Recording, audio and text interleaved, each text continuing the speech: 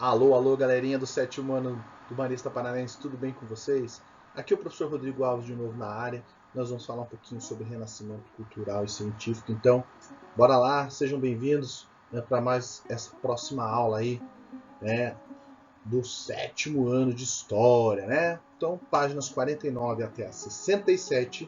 Não esquece, então, depois de dar uma olhadinha nessas páginas. Nossa, professor, mas até a 67? Gente, calma, tem muita imagem, tem muito exercício nessas páginas, por isso que ela ficou bastante longa, né? Então, fiquem tranquilos, a gente vai fazendo aos poucos, bem tranquilo, dá tempo de fazer tranquilamente durante a semana tudo, né? Eu encaminhei lá via roteiro para vocês, vai ficar bem bacaninha lá para vocês desenvolverem todas essas atividades. Tranquilo?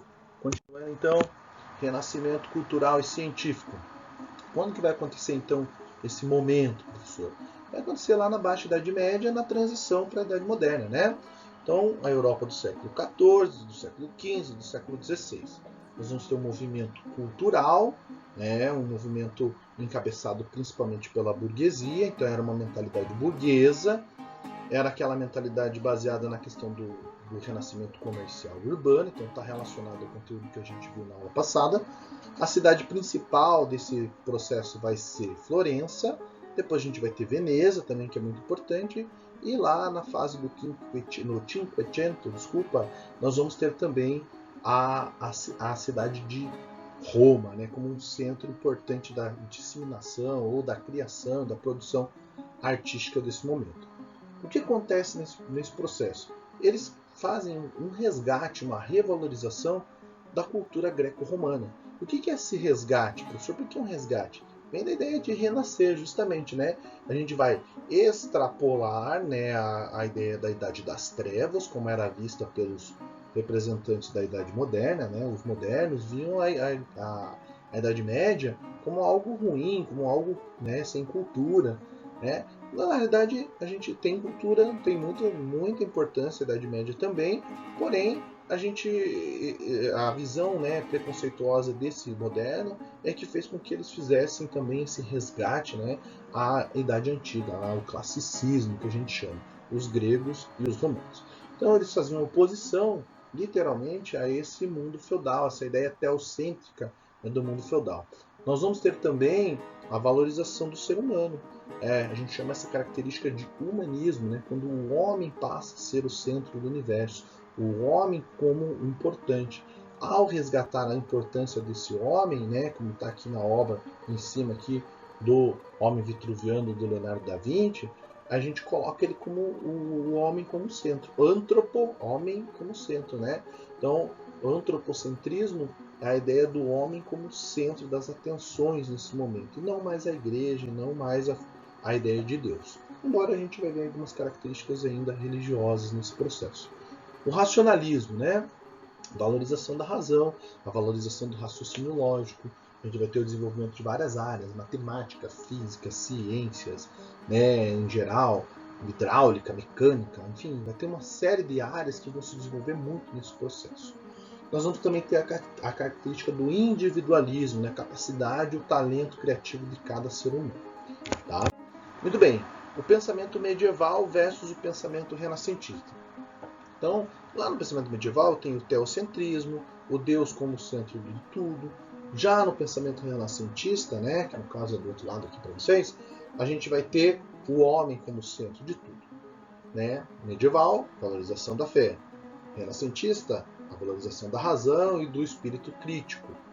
No pensamento medieval, cultura cristã e popular.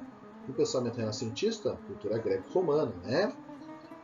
No pensamento medieval, valorização da vida após a morte. No pensamento renascentista, valorização da vida terrena. No pensamento medieval, predomínio da cultura oral.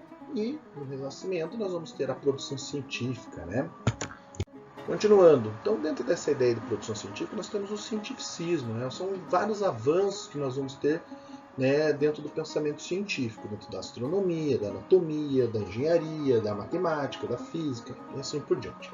Uma coisa que estava muito em voga nesse momento era a ideia do heliocentrismo versus o geocentrismo. Os pensadores da época do Renascimento passaram a pensar em contraposição à ideia da Igreja Católica, na ideia do heliocentrismo, né? O Sol como centro do universo. A Igreja pensava no geocentrismo, né?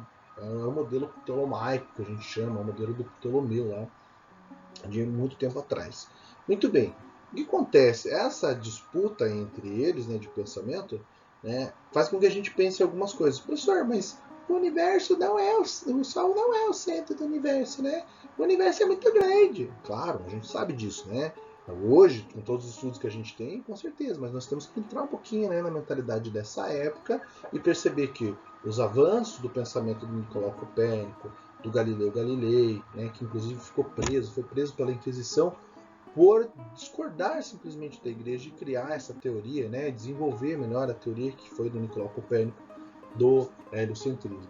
Depois vem o Johannes Kepler, que é muito interessante a teoria dele, trabalha a ideia das órbitas elípticas ao redor do Sol, dos planetas, né? Ele vai ter 3 leis lá, mas isso vocês vão estudar lá ou em física ou em geografia lá do primeiro ano do ensino médio. Muito bem, continuando. As contribuições notáveis dentro da ciência. Nós vamos ter o Mondino di Lusi, que era um professor da Universidade de Bolonha, né, entre os séculos 13 e 14. Esse cara vai fazer dissecações em corpos, né, ele vai descobrir muita questão dentro da anatomia do ser humano. Nós vamos ter o Miguel de Servet, ou Servet, ele vai descobrir a questão da pequena circulação do sangue entre os pulmões e o coração, né? Então a gente tem essa ideia da pequena circulação sanguínea do corpo humano aí com Miguel de Servet. Contribuições também dentro das ciências na parte de hidráulica, arquitetônica, mecânica, né? Nós vamos ter o Leonardo da Vinci. Leonardo da Vinci é um cara que é um homem à frente do seu tempo. Ele vai se destacar nesse momento como um cientista, matemático, inventor, engenheiro, anatomista, pintor, escritor, arquiteto, botânico, poeta, músico, enfim, o cara era um multi coisas, né? O cara era um bombril da época do Renascimento, fazia de tudo um pouco e foi brilhante, um dos caras mais brilhantes da história que a gente tem aí. Muito bem, nós temos a invenção da imprensa também, feita por esse cara aí, no caso de vocês, do lado esquerdo lá, o Johannes Gutenberg. Johannes Gutenberg, ele é um alemão e ele vai aprimorar a ideia da imprensa, né? Que era já uma invenção feita pelos chineses, ele vai aprimorar e vai começar a fazer a impressão de várias páginas ao mesmo tempo. Isso vai contribuir muito para a difusão do conhecimento dentro da Europa e também para o as artes, né, gente? As artes contavam principalmente com o patrocínio de pessoas, né? Principalmente aqueles burgueses que eu falei para vocês, esse momento a gente chama de mecenato ou os mecenas, né? Eram as pessoas, né, que contribuíam, que incentivavam os artistas a produzirem. Então as atividades artísticas e culturais eram patrocinadas com dinheiro da burguesia, dos príncipes. Depois, mais tarde, a gente vai ver até o papel dos papas nesse financiamento e na proteção dessas artes e artistas desse momento do Renascimento. Uma família que se destaca é a família dos Médici, né? Ou Medici, né? Italiano, lá da rica Florença, né? Esses caras, além de ter um poder político muito forte, eles tinham muita grana, né? E na cidade de Florença, onde se destacou e onde floresceu literalmente o Renascimento, né? Eles eram mecenas extremamente generosos. Era uma família que investiu muito nesse processo. Muito bem, depois nós vamos ter as técnicas, né? Técnicas de perspectiva, né? Como a Escola de Atenas, por exemplo, que é do Rafael de Sanzio, né? Uma obra que está aqui em cima para vocês. Mostra um pouquinho dessa profundidade. Olha lá o céuzinho lá no fundo da imagem, dá para a gente ver o céu lá. Mostra essa ideia de profundidade. Também tem a ideia do classicismo, né? Do resgate dos gregos e dos romanos, tá? Nós também vamos ter a Mona Lisa, né, com a técnica do esfumato. Certeza que vocês já fizeram isso com o grafite do lápis lá para fazer a ideia da sombra, né, a ideia da luz e da sombra. Se vocês não aprenderam essas técnicas, ainda provavelmente a Cris vai ensinar isso para vocês, ou ela já ensinou, beleza?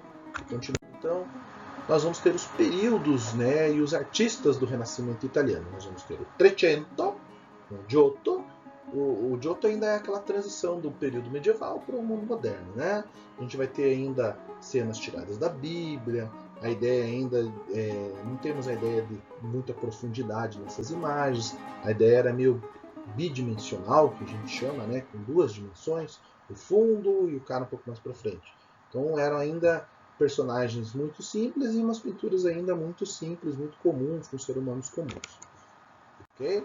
Depois nós vamos ter o Quattrocento, né, que é o século XV, né? O Trecento era o século XIV e o Quattrocento é o século XV.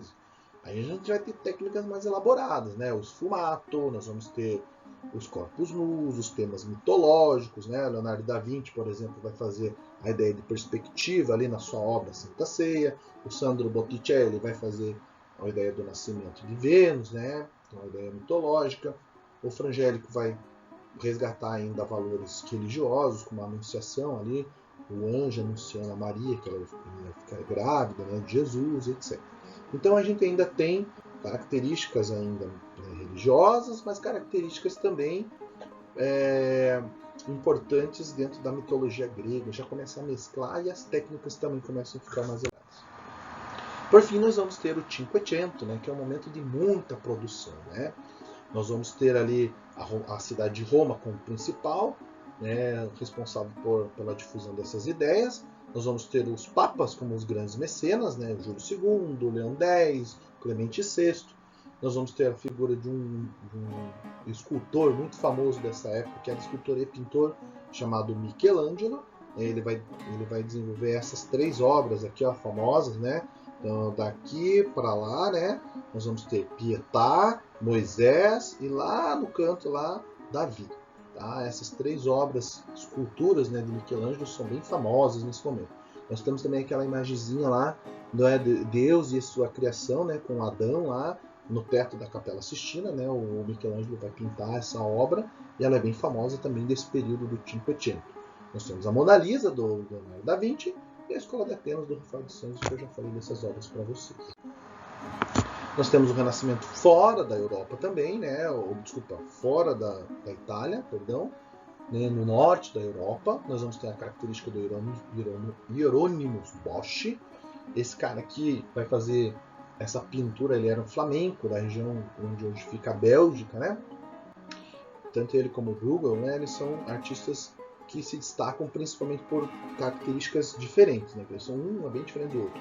O Hieronymus Bosch trabalha muito a ideia do que a gente chama de hedonismo, que é uma característica dentro do Renascimento também, que é mostrar a questão dos corpos, a ideia do prazer, a ideia da vida terrena. Então ele faz essa obra chamada Jardim das Delícias. O Bruegel vai mostrar um pouquinho ainda desse mundo medieval, né? Falando, por exemplo, do banquete de núpcias lá, de um casamento, né, medieval ainda, dos camponeses medievais. Mas é interessante também, as obras deles já são bem diferentes também.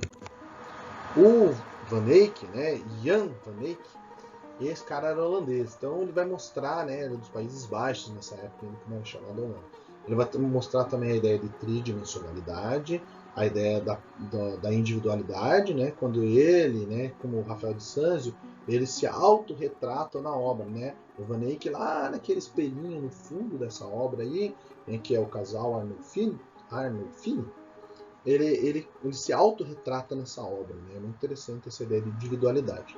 Então, são obras bem diferentes também, bem interessantes do norte da Europa.